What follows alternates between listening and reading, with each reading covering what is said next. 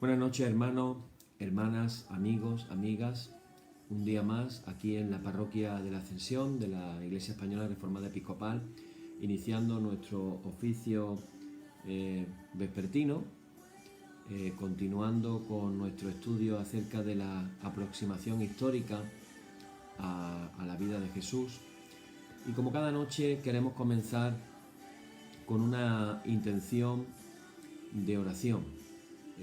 No podría ser otra que el poder orar por el pueblo estadounidense después de los sucesos acaecidos ayer, y orar en la manera de que finalmente puedan esclarecerse todos los hechos, pueda salir a la luz toda la verdad de lo sucedido y sobre todo que pueda unirse ese pueblo que tristemente, infelizmente, vemos ahora tan dividido entre unas maneras de pensar y de otras. Así que, hermanos, pongámonos en oración, me acompañáis desde vuestras casas y yo hago esta oración en esta noche. Padre, gracias por la oportunidad que nos das de nuevo de poder estar en tu presencia, de poder venir, acercarnos a ti, a escuchar tu palabra, a sentir tu amor, a sentir que como tú estás cerca de nosotros. En esta noche, de una manera especial, queremos presentarte a la nación norteamericana. Queremos presentarte, Señor, a todos los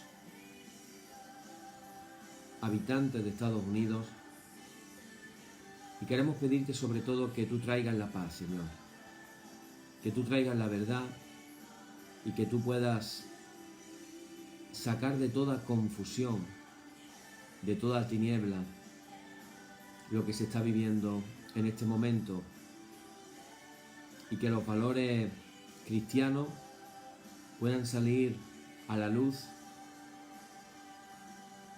de una manera verdadera, Señor, y que todo falso cristianismo sea también traído a la luz, para que finalmente tú puedas ser glorificado en todo. Señor, ten misericordia de los Estados Unidos, en el nombre de Jesús. Amén. Bien, hermanos, pues comenzamos en esta noche nuestro oficio, y como cada día decimos, recordar que todavía, aun habiendo sido ya la Epifanía, todavía estamos hasta este domingo con el oficio de Navidad, y decimos: en el nombre de nuestro Señor Jesucristo sea luz y paz. Amén. Desde el nacimiento del sol hasta donde se pone, sea alabado el nombre del Señor. Sea el nombre del Señor bendito desde ahora y para siempre. Oh Dios, cuyo nombre es bendito desde la salida del sol hasta su ocaso.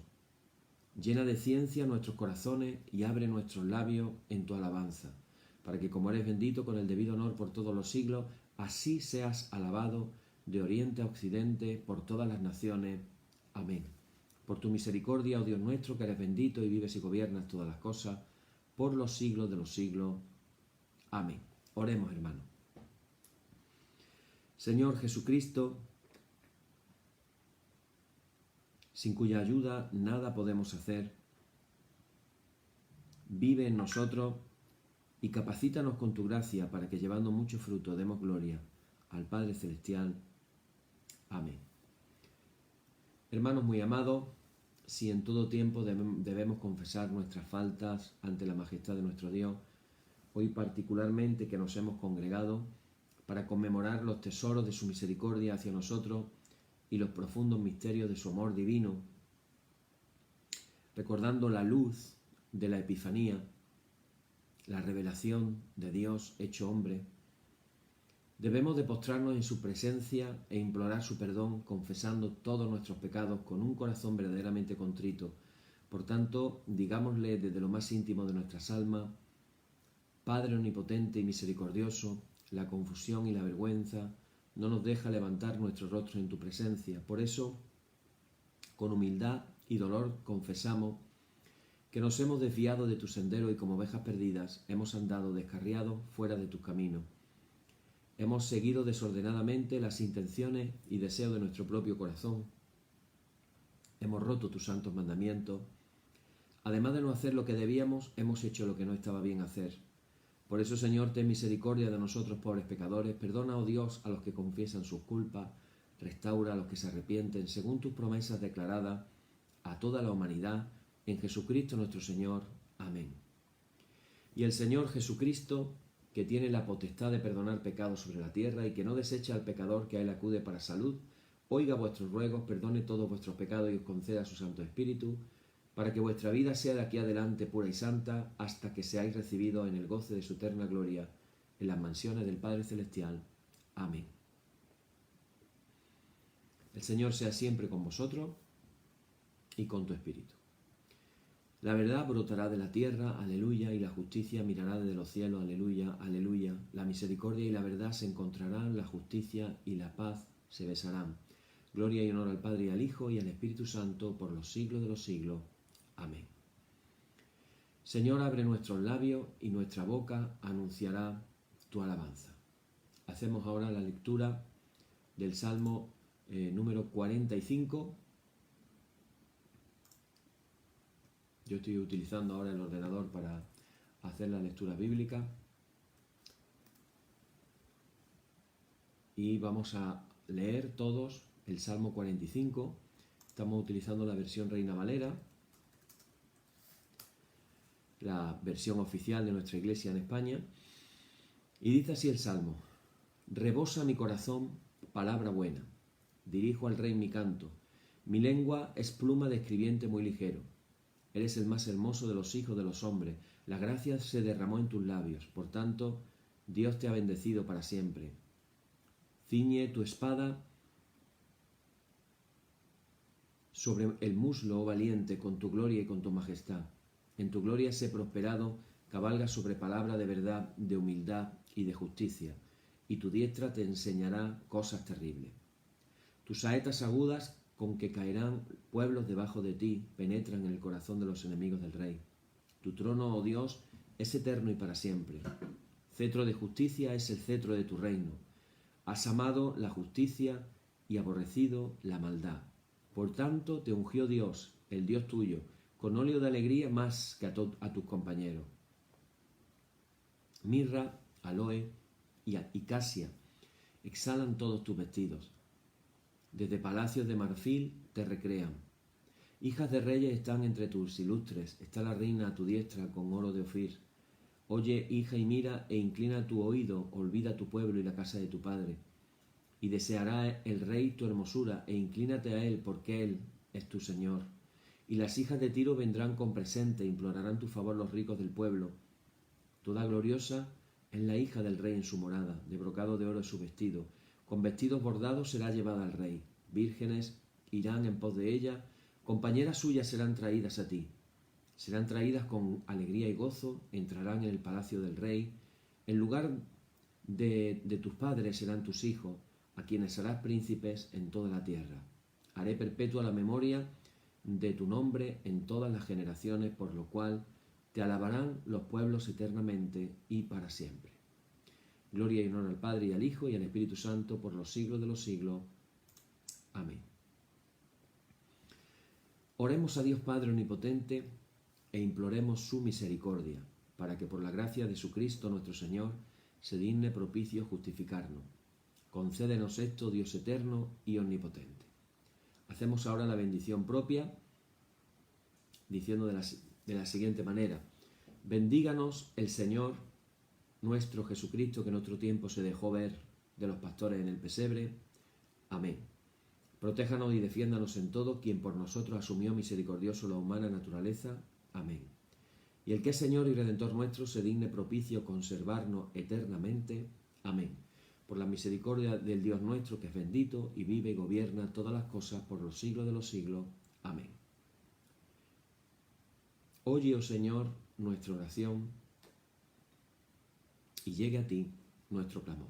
Hacemos esta oración preciosa antes del estudio, que dice así: Santo, santo, santo Señor, Dios omnipotente, que eras y que eres, y que has de venir.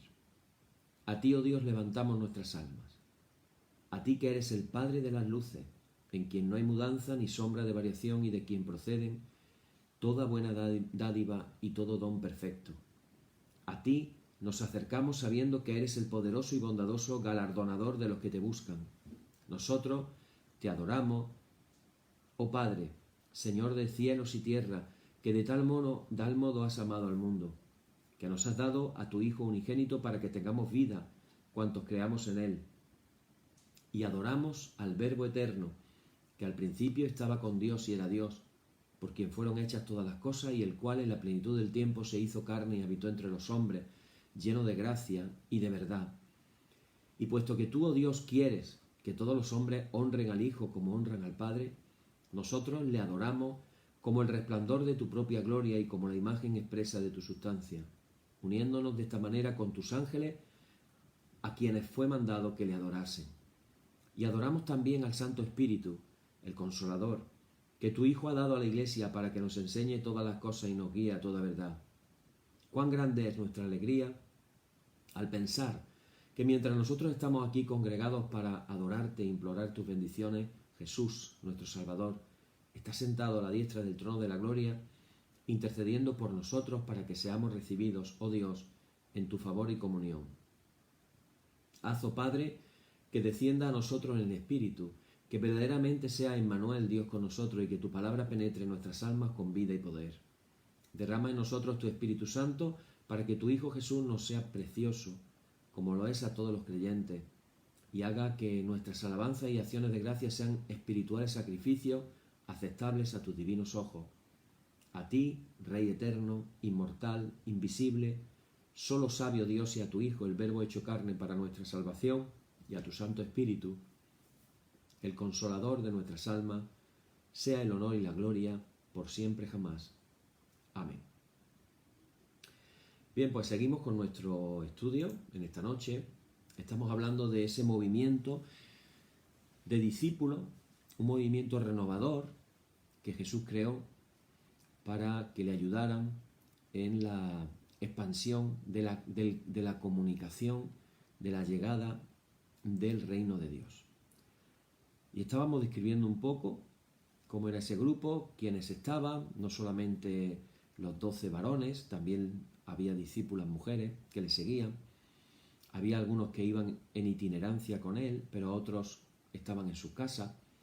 Y vemos como dentro de los mismos 12, que la mayoría posiblemente tenían que ser galileos, habían de diferentes, vamos a decir, de su padre y de su madre. Los había más situados económicamente, posible como era el caso de Juan y Santiago, más pobres como Pedro y Andrés.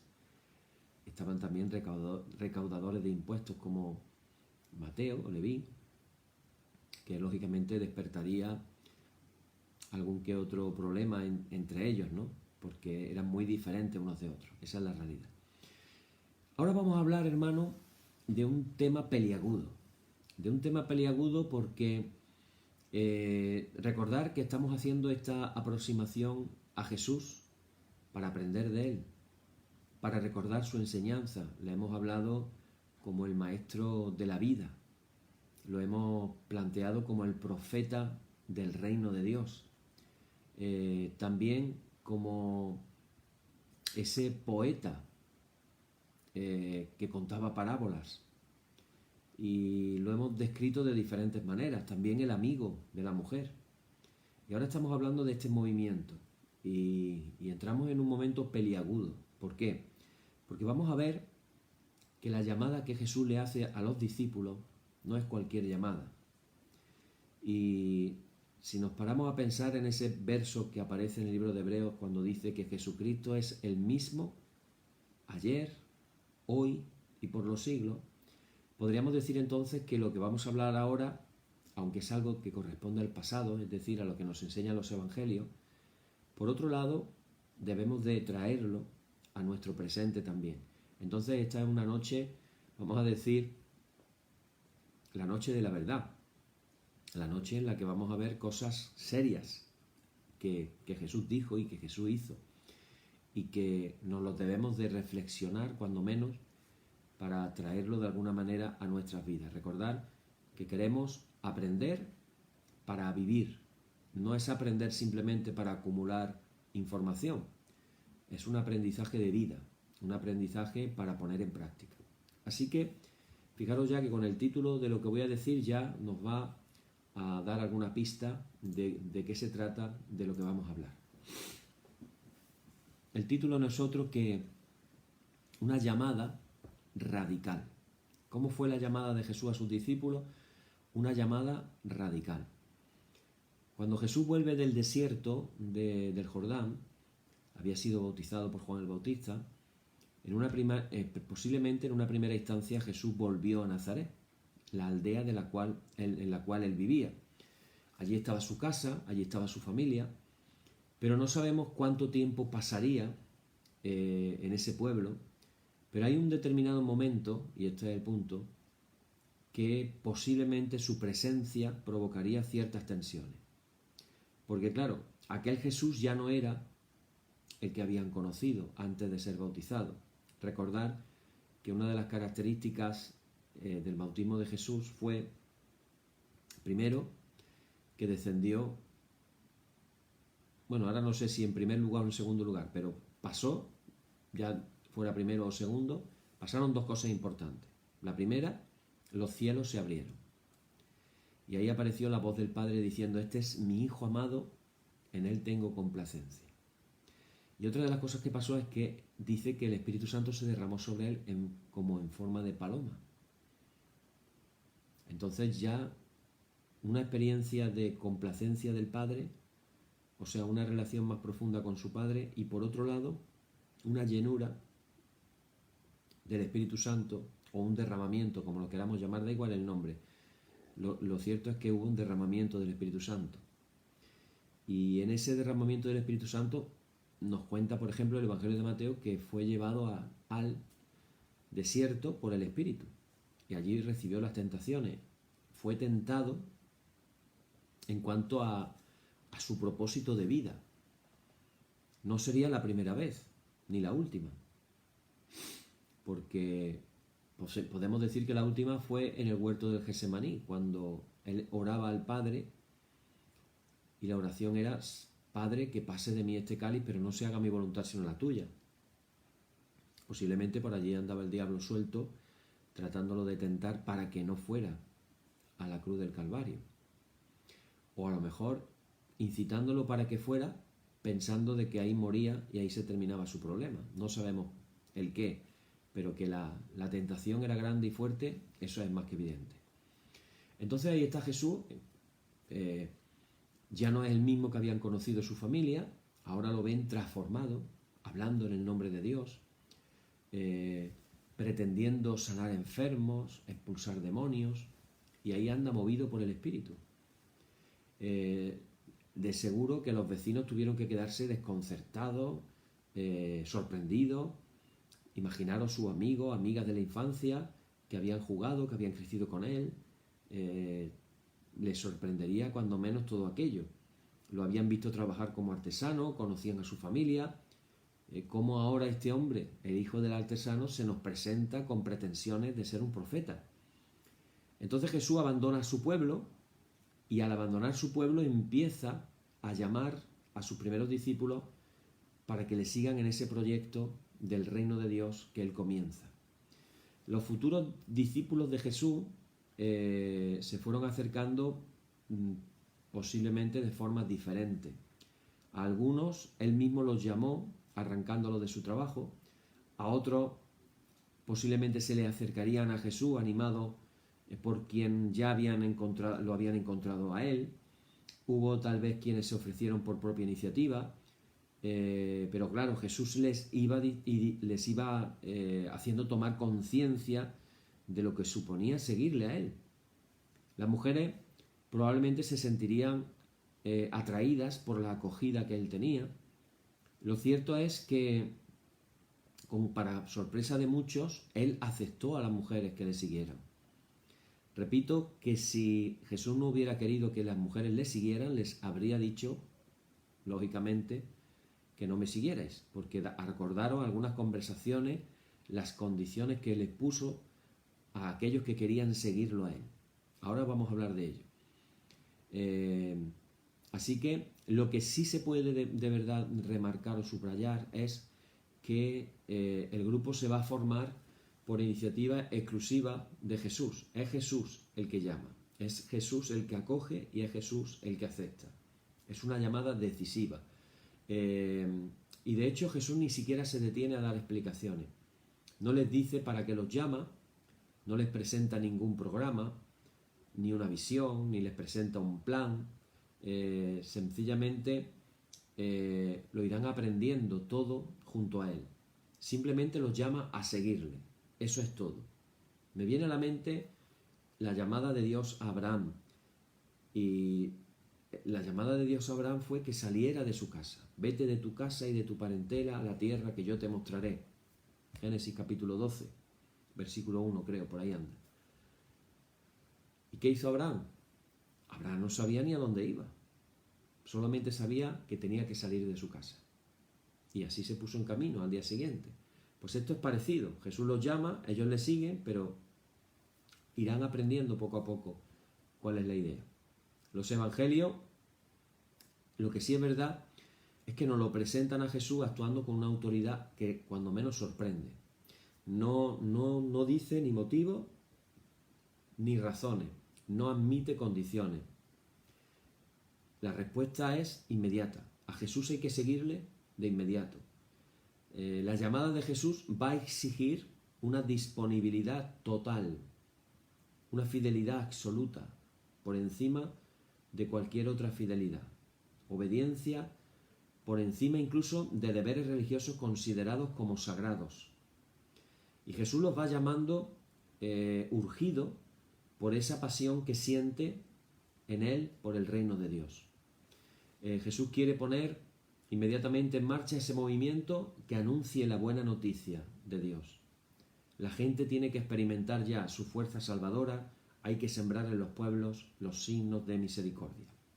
Repito, la llamada de Jesús es radical. No es una llamada a medias, no es una llamada de poquito a poco, no es una llamada de proceso, es una llamada radical. De hecho, los que le siguen tienen que abandonar todo lo que tienen entre manos. Jesús va a imprimir una orientación nueva a sus vidas.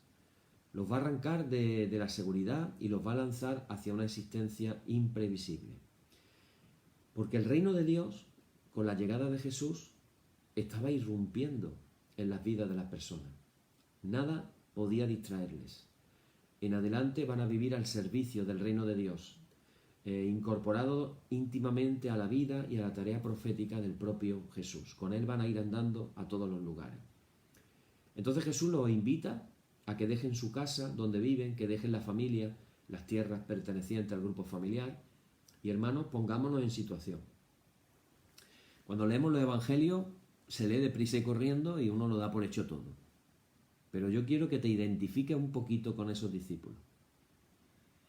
La pregunta es simple. Imaginárselo se puede hacer de una manera muy rápida.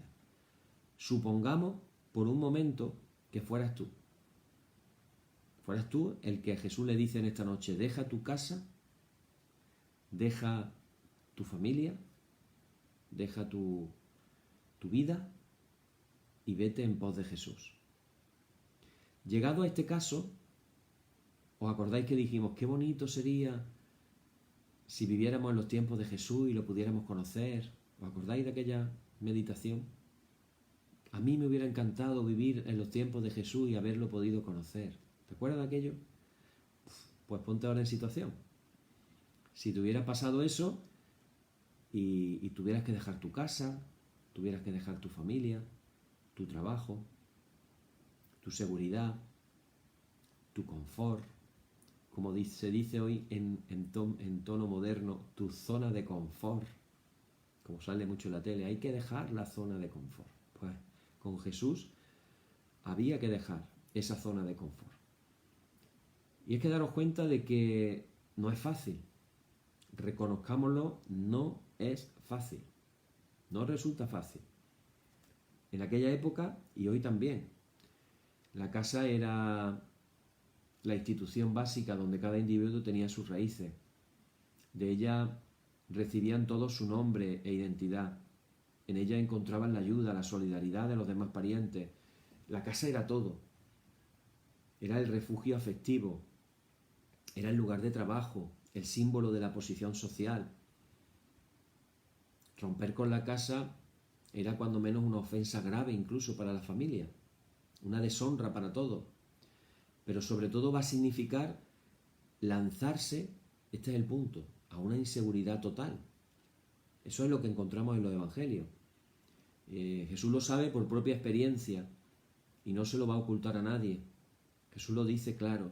Jesús dice, las zorras tienen madriguera, los pájaros del cielo nido, pero este hombre, el Hijo del Hombre, no tiene ni dónde recostar su cabeza. Vive con menos seguridad que los animales. Fijaros cómo lo describe Jesús ahora que lo pensamos de esta manera. Él no tiene casa, come lo que le dan, duerme donde puede y no le puede ofrecer una seguridad a los que le siguen, ni honor, ni nada. Los que le sigan además vivirán como él, al servicio de los que no tienen nada. Así que no es extraño que viviendo en esas condiciones de desamparo, de marginación, entre la gente que se le acercó, pues se le acercarán también los, vamos a decir, los vagabundos, la gente desarraigada, en fin, etcétera, ¿no? Ese abandonar la casa era realmente desatender a la familia también. Imagínate, te podía venir un complejo de culpa, una culpabilidad, estoy dejando a mi familia, no estoy protegiendo su honor, no estoy trabajando para ello, no estoy contribuyendo a la conservación del patrimonio. ¿Cómo le puede entonces hablar Jesús de abandonar las tierras? Ese bien tan preciado que hemos hablado que era para aquellos campesinos, el único medio que tenían para subsistir, lo único que reportaba a la familia un prestigio social. Lo que le piden, podríamos decir, Jesús es sencillamente, vamos a decirlo claro, algo excesivo. Era algo excesivo. Un gesto de ingratitud, insolidaridad, una vergüenza para toda la familia, una amenaza para su futuro. Y fijaros que Jesús no lo esconde. Jesús es plenamente consciente de los conflictos que va a poder provocar su llamada, esa llamada radical a esas familias patriarcales. Por eso él dice Jesús, ahora tiene más sentido cuando escuchamos estas palabras, cuando les dice, no penséis que he venido a traer paz a la tierra, sino espada. Sí, he venido a enfrentar al padre contra su hijo y al hijo contra su padre, a la madre contra su hija y a la hija contra su madre, a la suegra contra su nuera, a la nuera contra su suegra.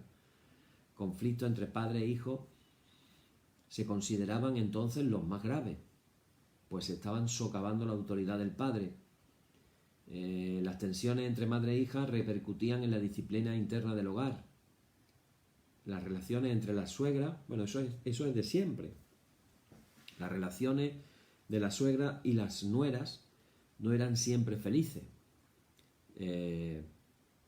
pero su importancia era muy grande para lograr la integración de la esposa en la casa del marido. Una familia desunida perdería la estabilidad necesaria para proteger a sus miembros y defender su honor. Por eso la familia pide una fidelidad total. Eso pedían las familias. ¿Pero cuál es el problema? El problema es que Jesús no lo ve así. La familia para Jesús, voy a decir una cosa ahora que va a sonar, pues como he dicho al principio, radical. Porque así lo manifestó Jesús. La familia no es lo primero. No está por encima de todo. Hay algo más importante para Jesús. Y eso algo más importante para Jesús, que Él lo hizo, recordar que Él dejó a su propia familia.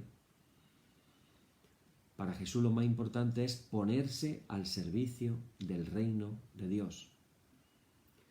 Y los evangelios han conservado un dicho que realmente es desconcertante si nos paramos a reflexionar lo que está diciendo. Jesús dijo, ¿quién no odia a su padre y a su madre, a su hijo y a su hija, no puede ser discípulo mío? ¿Lo has leído alguna vez? ¿Alguien lo ha leído? A ver, los que sois expertos en Biblia, ¿quién me busca el versículo y lo pone ahí en los comentarios. Unas palabras desconcertantes de Jesús. No era que había que amar.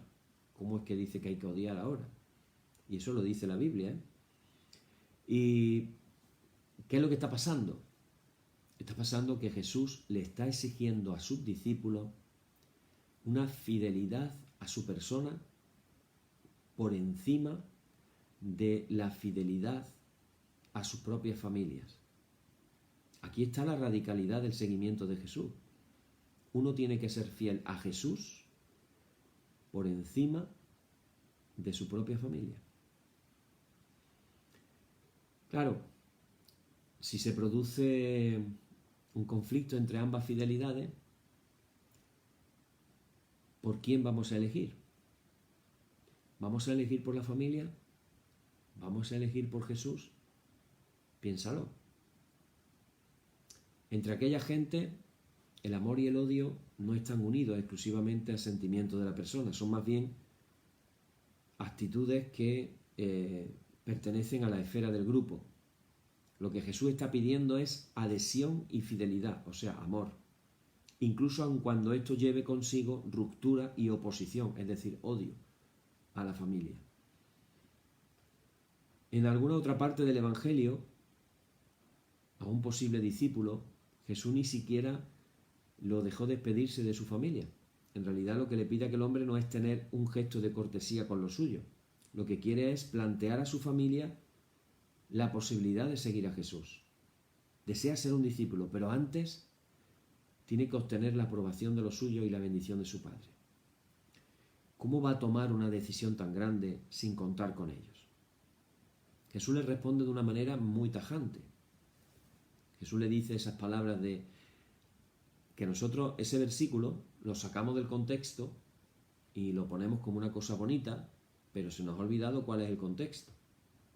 Y el contexto es el que yo estoy hablando. Y este versículo dice: nadie que pone la mano en el arado y mira hacia atrás es digno para el reino de Dios. Fíjate la respuesta de Jesús, que no, en realidad estaba diciéndole: no vayas a despedirte de tus padres, pon la mano en el arado. Y si pones la mano en el arado, no mires ya para atrás.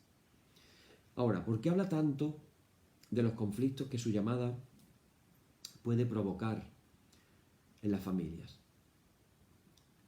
¿Tuvo problemas Jesús con su propia familia? Y la verdad es que es probable. Al parecer, los familiares de Jesús no vieron con simpatía su actividad por Galilea. De hecho, no entendieron su comportamiento hasta mucho tiempo después. En un determinado momento, la madre de Jesús y su hermano vienen a donde estaba Jesús para llevárselo a su casa. Pensaban que estaba loco. Imaginaros el punto de la familia de Jesús viéndolo actuar a Jesús, lo que llegaron a pensar de él. Cuando es informado de su presencia, deja que lo esperen fuera de la casa donde él estaba enseñando y proclamando abiertamente que aquellos que están sentados a su alrededor, escuchando atentamente su palabra, son su verdadera familia. Probablemente en casa de algunos seguidores de Jesús se plantearían los mismos problemas.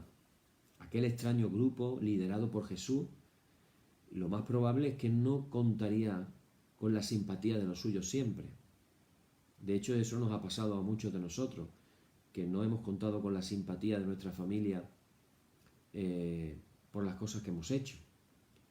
Y claro, el pensamiento más probable sería: ¿no estarán todos un poquito locos? ¿No estarán locos esta gente? Así que, claro, Jesús sabía de aquella familia, lo hemos comentado, familias patriarcales que estaban controladas por la autoridad indiscutible del Padre. El Padre se erigía en el primer defensor del honor de la familia. Recordar que el honor de la familia era importantísimo. Él era el guardián también del patrimonio, el coordinador del trabajo. Cuando había varios hijos, él era el que decía a los hijos a dónde tenían que trabajar, qué tenían que hacer. Todos vivían sometidos a esa autoridad. Cuando Jesús le pide a sus discípulos abandonar a su padre, lo que le está exigiendo es ir en contra del primer deber de todo hijo, que es el respeto, la obediencia y la sumisión total a su autoridad. Por lo tanto, desafiar el poder supremo del padre dejándolo solo en la casa no es solo signo de una profunda ingratitud, es además una afrenta pública. Ya tenemos ahí el versículo, Marcos 10, versículo 37. Muchas gracias, don José Martín Borrero. Fijaros que qué escándalo tuvo que ser cuando otro de los discípulos, supuestos posibles discípulos, le pide ir a enterrar a su padre antes de incorporarse a su seguimiento. Bueno, ahí tenemos otro versículo más donde viene. Y claro, fijaros las palabras de Jesús. Ese discípulo que viene a pedirle que lo deje antes ir a enterrar a su padre, y Jesús le dice: deja que los muertos entierren a sus muertos, tú vete a anunciar el reino de Dios. Imaginaros que en aquella época la idea era que enterrar al padre era la obligación más importante, sagrada, de un hijo. Las honras fúnebres, presididas por el hijo, constituían el momento solemne en que la autoridad del padre y su control de la familia pasaban al heredero. Pero claro, probablemente lo que aquel hombre le estaba pidiendo a Jesús no era asistir al entierro de su padre recién fallecido, lo que le habría entretenido solo unos días. Los estudiosos dicen que más bien el planteamiento era poder seguir atendiendo a su padre hasta los últimos días. Eso ya es otra cosa. Ausentarse de casa sin cumplir esta obligación sagrada era considerado como un atentado contra la continuidad y la unidad, el honor de la familia. Pero Jesús le está respondiendo con una claridad meridiana, con una claridad absoluta. El proyecto de Dios es lo primero. No sigas cuidando el mundo de tu padre, esa familia patriarcal, autoritaria, excluyente, que se reproduce para la muerte. Tú vete a anunciar el reino de Dios. Esa familia nueva que Dios quiere abierta a los más débiles, a los huérfanos, a las viudas. Deja a tu padre y dedícate a los que no tienen padre que les pueda defender. Así que nos damos cuenta, viéndolo de esta manera, que la llamada de Jesús a sus discípulos no era una llamada cualquiera, era y es una llamada radical. Ahora bien, dicho esto, deciros que la llamada radical de Jesús no tiene nada que ver con el rigorismo promovido por los maestros de la ley. Esos maestros con un ideal de vida ascética, sintiéndose superiores a los demás. Jesús no pretende cargar la vida de sus seguidores con leyes, con normas más exigentes. Les llama a otra cosa. Jesús los está llamando para que compartan a otros su pasión por Dios, su disponibilidad total al servicio de su reino. Lo que Jesús quiere es encender en ellos el fuego que arde en su mismo corazón. Él está dispuesto a todo por el reino de Dios. Acordaros que Jesús estuvo dispuesto a todo, hasta morir en la cruz del Calvario. Y Él quiere ver en sus seguidores esa misma pasión. Y es que hay frases que lo dicen todo. Jesús dice aquello de: quien quiera salvar su vida, la perderá. Pero quien pierda su vida por mí y por el Evangelio, la salvará. Son paradojas en las que Jesús nos está manifestando algo así como que nuestros pensamientos están un poquito equivocados. El hombre queremos salvar nuestra vida, pero por querer salvar nuestra vida, la perdemos. Sin embargo, dice: el que esté dispuesto a perderla por mí y por el Evangelio, ese la salvará. Estamos, si os dais cuenta, inmersos en la sabiduría de Jesús, que no tiene nada que ver con la forma de pensar de este mundo, que piensa justamente de la forma contraria. Así que Jesús está invitando a sus discípulos a que vivan como Él. Es decir, Él, agarrándose ciegamente a la propia vida, puede llevarnos a perderla. Arriesgarla, sin embargo, de manera generosa y valiente, nos puede llevar a salvarla. Un discípulo que se aferre a su vida por seguridad, metas y expectativas que sin duda le ofrece, puede perder el mayor bien de todos, la vida dentro del proyecto de Dios. Un discípulo que lo arriesga todo y pierde de hecho la vida que lleva hasta ahora, encontrará vida entrando en el reino de Dios. Pero todavía, y con esto voy a terminar hoy, todavía los discípulos pudieron escuchar algo todavía más gráfico y más, no sé cómo definirlo. No sé, porque no voy a decir la palabra terrible, pero sí complicado, radical al extremo. Jesús les dice aquellas palabras de: si alguien quiere venir detrás de mí. ¿Cuántos de los que estamos escuchando este estudio esta noche le hemos dicho a Jesús que queremos ir detrás de Él? ¿Cuántos le hemos dicho que queremos ser seguidores suyos? A veces es bueno que podamos renovar ese voto, esa llamada, esa decisión, y podamos decirle al Señor nuevamente: Señor, yo quiero seguirte a ti. Yo quiero ir en pos tuya. Yo quiero ir donde tú vayas. Yo quiero seguir tus pasos. Hasta ahí todo bien, ¿verdad? Pero luego dice Jesús: si alguien quiere venir detrás de mí, niéguese a sí mismo. Tome sobre las espaldas su cruz y sígame.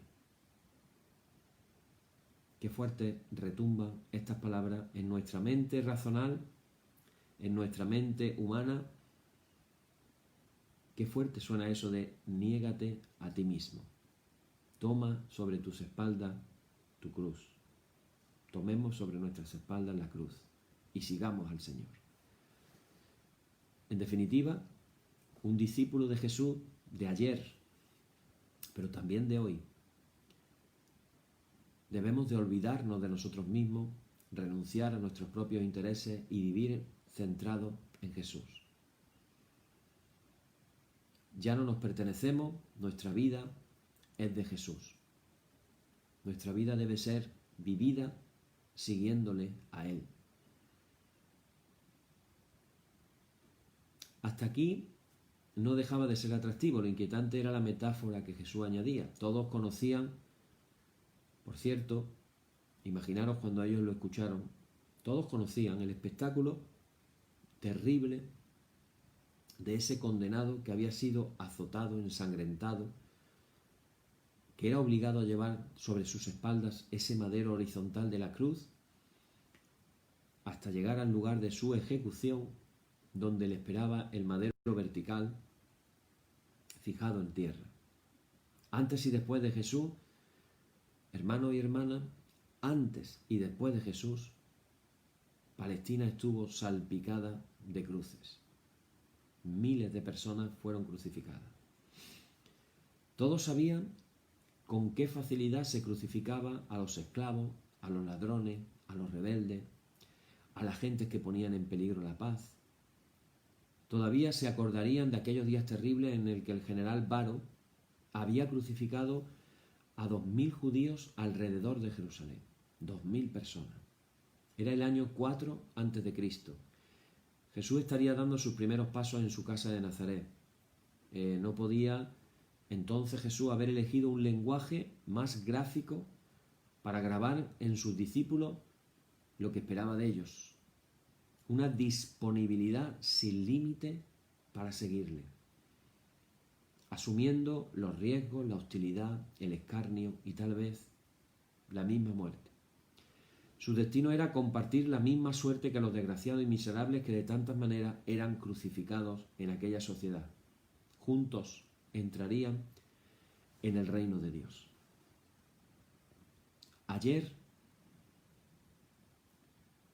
en años posteriores, muchos murieron en la cruz, muchos cristianos. Muchos han sido los cristianos que han muerto en la cruz por seguir a Jesús. Y en esta noche, hermanos, nos confrontamos a nosotros mismos con esta realidad. ¿Estoy siguiendo a Jesús de esta manera o sigo a Jesús un poquito más suavito? ¿Me estará llamando Jesús a un seguimiento radical como el que enseña su palabra?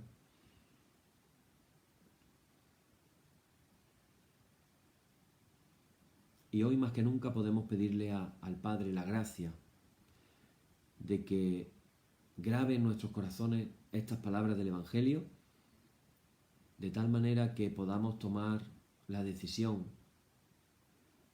de poder seguir a Jesús de esta manera, de verdad. Porque no hay otra manera de seguir a Jesús que siendo radicales a su llamado, poniéndolo a Él en el primer lugar, en el lugar más alto, y con la idea clara de que nuestra mayor fidelidad y única fidelidad es a Dios, a Jesús, por encima de cualquier situación y por encima de cualquier cosa. Hermanos, que Dios nos dé la gracia de ser verdaderos discípulos de Jesús. Amén. Y así continuamos con nuestro oficio en esta noche.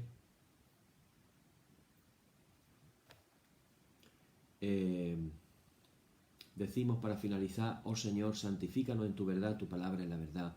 Amén. Vamos a hacer ahora la oración que nuestro Maestro Divino Jesús nos enseñó, el que tiene palabras de vida eterna, y uniéndonos a millones de cristianos en todo el mundo, digamos estas palabras maravillosas de oración. Padre nuestro que estás en los cielos, santificado sea tu nombre. Venga tu reino, hágase tu voluntad como en el cielo, así también en la tierra. El pan nuestro de cada día, dánosle hoy, y perdónanos nuestras deudas, así como nosotros perdonamos a nuestros deudores, y no nos dejes caer en la tentación, mas líbranos del mal. Amén. Líbranos del mal y confírmanos en tu temor con toda obra buena, oh Trinidad, Dios nuestro, que eres bendito y vives y gobiernas todas las cosas, por los siglos de los siglos. Amén. Gloria en las alturas a Dios, y en la tierra paz, buena voluntad para con los hombres. Y la gracia del Señor Jesucristo, y el amor de Dios, y la participación del Espíritu Santo, sea con todos vosotros. Amén. Bien, hermanos, en esta noche agarrémonos fuerte de las manos de Jesús, así, fuerte. No nos soltemos en ningún momento. Vayamos donde Él quiera que vayamos. Hagamos lo que Él quiera que hagamos. Hablemos lo que Él quiera que hablemos. Agarrémonos de las manos del Señor. Hay una canción que el Señor me dio, y a ver si me acuerdo del estribillo, que decía algo así como: cámbiame, Señor, ya no quiero ser igual. Pon tu fuego y tu pasión en mi corazón. Cámbiame, Señor, ya no quiero ser igual. Y ahora dice: tomado de la mano del Señor por la eternidad. Tomado de la mano del Señor por la eternidad. Hermano, tomemos las manos del Señor y no nos soltemos. Y vayamos donde Él va, como verdaderos discípulos suyos. Amén. Que el Señor los bendiga. Mañana seguiremos con más. Hasta mañana.